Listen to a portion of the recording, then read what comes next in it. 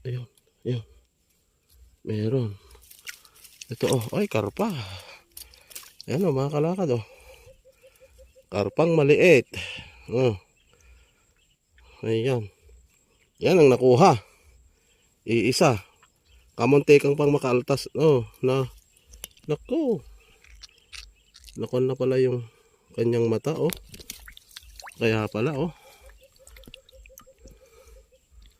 Nakain na yung mata niya. So, tatanggalin natin mga kalakad oh. Ayan. Tsaka tayo maglalagay ng pain. Ayan oh. Iisa yung nakuha natin ngayon. Mga kalakad, medyo yung ano niya kasi matagal. Yung time na pagbabalik natin dito matagal. Kaya dapat sana